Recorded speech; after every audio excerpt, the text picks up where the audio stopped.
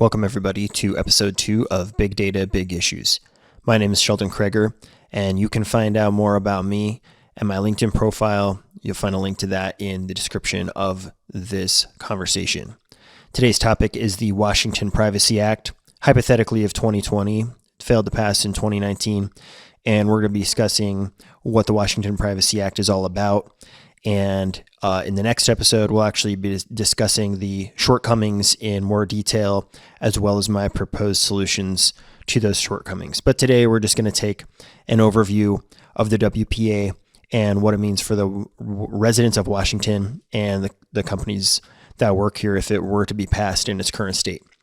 The reason that this is important is because there's been an explosion of data, as everyone is well aware of by now.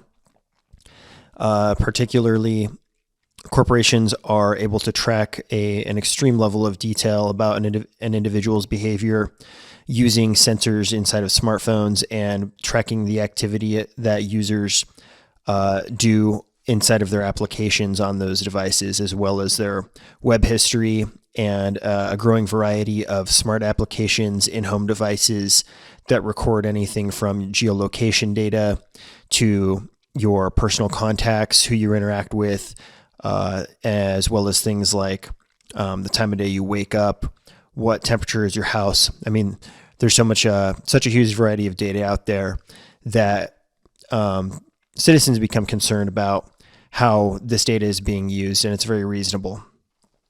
This growing consumer awareness has kind of led to a number of new pieces of legislation, most notably the General Data Protection Regulation in the European Union, which is already in effect, and also the California Consumer Privacy Act, which is going into effect in early 2020. And this is the WPA kind of represents Washington's attempt at getting something similar in effect here in the state of Washington, where I live. Behavioral profiling and the data that companies collect on consumers is a very important area of research and of legal questions, because what corporations do is they're able to profile people and record and classify them based on their behaviors. Profiles are often created not just from a user's interaction with one application or one website, but by combining multiple data sets.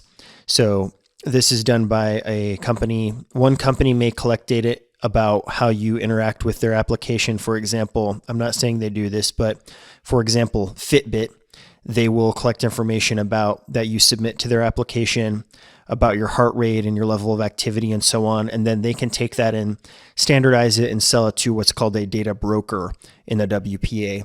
And then other companies can buy that data from data brokers and use it when they're creating their behavioral profiles and classifying you alongside similar consumers so that they can send you targeted ads. In addition to targeted advertising, there's a number of growing use cases for behavioral profiling, such as political profiling. And of course, in other countries where there are not Fourth Amendment protections, this can be used for like the social credit system in China. And there's just a lot of draconian activity that can be had when political profiles or other kinds of behavioral profiles are created about people. One of the most problematic areas in my mind is when a company uses behavioral profiles in order to make automated decisions about how they're going to treat you. For example, if you apply for a mortgage and a company is using data they've purchased from other companies to make assumptions about whether or not you are worthy of that loan, I find that to be a pretty extreme case where there ought to be some oversight and regulation surrounding how that automated decision making can take place, whether it's completely automated or whether it's just kind of one piece of information that a real human banker uses when they're considering whether or not you're worthy of the loan. And of course, there are many other scenarios, but the mortgage one I think is a good one to have at the front of the mind. The primary goals of the WPA are, first of all, to give consumers the ability to view and to request deletion of the data that's been collected by corporations. So, for example, on Facebook today, you can log in and you can request to have Facebook create a copy of all of the data that they've collected about you, and they'll package it up in a zip file, and you can download it and check it out. You can also request that they delete that information, and that is because of the GDPR, the legislation that's active in Europe today, that's possible. And so the WPA is kind of just an extension of really solidifying that here in the state of Washington. In addition to that, it also defines a clear chain of responsibility for who's liable for ensuring when these requests are carried out. So if a company like Facebook has, if a person's given data over to Facebook and they then work with some other companies to process that data, or they sell that data to a data broker, or they use it for another project or another company they own like Instagram, who's responsible for making sure that when someone wants their data deleted, that all of those other recipients also delete the data? And that's one of the things that's clarified in the WPA. There's also a special section in the WPA to restrict the usage of facial recognition technology in the public space. And there's also some information about exemptions for research purposes and certain kinds of healthcare information that needs to be shared, as well as the ability for the government to conduct basic research about demographics and some other exemptions as well. The key concept in the WPA is the distinction between data controllers and data processors. From the legislation, I read, controller means the natural or legal person which, alone or jointly with others, determines the purposes and means of the processing of personal data. Processor means a natural or legal person that processes personal data on behalf of the controller. So what that means in summary is the controller is the corporation that's responsible for how data is handled, and then a processor could be another corporation that actually deals with the algorithms or storage of the data, or doing some kind of other processing with it. And what's interesting is that in the WPA, the processors are actually largely indemnified legally as long as they're behaving in alignment with what the controllers tell them to do. So all of the legal responsibility for ensuring that deletion operations are carried out falls upon the controllers, and they really have to coordinate with all of the processors they've worked with to instruct them to carry out the data deletion. So let's think about a concrete example. And again, this is just conjured up. I'm not saying that these companies are actually doing anything like this, but here's an example. Say you're at the cash register at Walmart, who in this case is a data controller, and they use cameras to scan your face, and it sends information to a software company, who is the data processor, to identify who you are. Then what Walmart can do is they can build a profile using that new identification of your name, and they can use that to create targeted ads to you.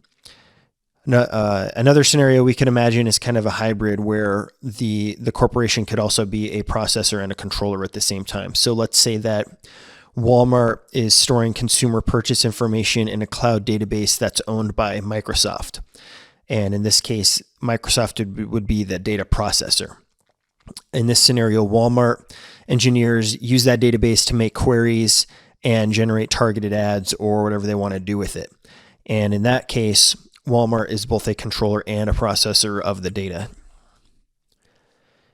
As I mentioned, the legal liability falls upon the data controllers to ensure deletion requests and so on are carried out. And that's a really important aspect of the WPA. The special section, moving on to the facial recognition software, there's a special section that says, controllers must gain consent from consumers prior to deploying facial recognition services in physical premises open to the public.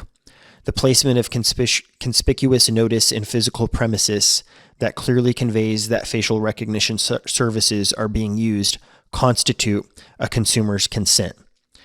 And this particular section, 14-4, was highly contested because it's basically rolling out a red carpet for corporations to enact facial recognition technology almost anywhere that they want to. And so a lot of the privacy rights advocates that were championing for this bill, when this made it in as an amendment, they then kind of turned and backed out and started pushing against the bill being passed because they believe that this is an infringement upon privacy.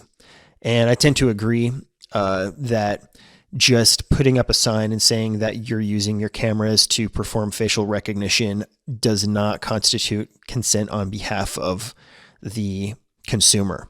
For example, inside of that Walmart, that theoretical Walmart I was explaining earlier as an example, if I walked into that store and I saw a sign somewhere that said that their cameras were tied to facial recognition services, it might actually be too late for me to turn around and go out and to opt out. And number two, it's also very likely that they're going to be doing that at Target and at Kmart and at Sears and anywhere else that I could go. It's very much possible that they're also going to have these signs up and be basically stating that I have consented, and it might become impossible for me to avoid participating in this kind of spying. And there's no way that you can leave your face at home. So I think that this is one of the most controversial aspects of the bill, and one that will probably be changed in the future. There's also a special section regarding the use of facial recognition technologies by law enforcement. And it says, state and local agencies shall not use facial recognition technology to engage in ongoing surveillance of specified individuals in public spaces unless such use is in support of law enforcement activities and either A, a court order has been obtained to permit the use of facial recognition services for that ongoing surveillance, or B, where there's an emergency involving imminent danger or risk of death or serious physical injury to a person.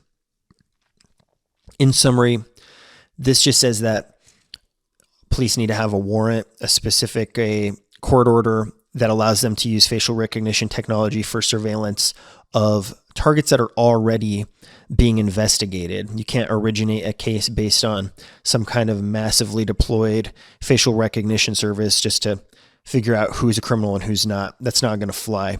There has to be an ongoing investigation, and then you have to have permission from a court. Except for in the case, and this is very important to me, where there's an emergency, where there's imminent danger to the public. And so I think it's really important that we allow all kinds of technologies to be used in situations of emergencies, but that we also have very strict regulations about what constitutes an emergency. And if you look back on episode 1 of this podcast, where I talk about the role of surveillance in tackling future threats and weapons of mass empowerment, what you'll note is that, in my personal view, is there will be in the near future a lot of new kinds of weapons that are available to people that are going to require a lot more surveillance to contain.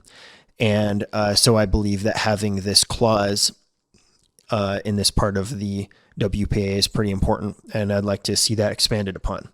And that's something I will be discussing more in episode 3.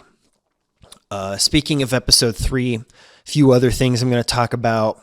I think that there needs to be a section to explicitly define the rules around whether there needs to be human review for automated decision making, and the definition of facial recognition, I believe, is too narrow for any use in the context of privacy, because there are so many different kinds of biometric identification technologies. Facial recognition is just kind of one of them, and we should be talking about all of them. I'm really disappointed that there are not any rights explicitly declared for incarcerated individuals in Washington. I believe that they have unique privacy needs, and they're also the most vulnerable to having those needs violated. And Another area where I draw a lot of concern is in regard to political profiling. I believe that creating profiles of people based on their behavior that tags them as Democrat or Republican or as a potential terrorist or whatever is very dangerous for a lot of reasons, and I'm going to dive into that. And finally, the lack of liability for data processors, I think, is also problematic, and I will be discussing that in more detail. I want to close this conversation by reading a quote. It'll probably come up many times in this podcast, just to inspire some thought surrounding the context of big data and surveillance and the way that has impacted our society. And this comes from a book called Surveillance, The Age of Surveillance Capitalism by Shoshana Zuboff, something that I highly recommend everyone read or check out on Audible or wherever you like to find your books. And what she says is this: we worry about companies that amass our personal data, and we wonder why they should profit. Who owns the data, we ask. But every discussion of data protection or data ownership omits the most important question of all. Why is our experience rendered as behavioral data in the first place? So I hope that this inspires some deep thinking about the nature of surveillance and the use of behavioral data in consumer profiling. And thank you, everybody, for joining me today. Be sure to check out the next episode, and I hope that you have an awesome day. The best way to support this podcast is to like and leave comments, as well as share the episode with your friends and colleagues. You can find detailed notes, reading suggestions, and a complete episode list at bigdatabigissues.com.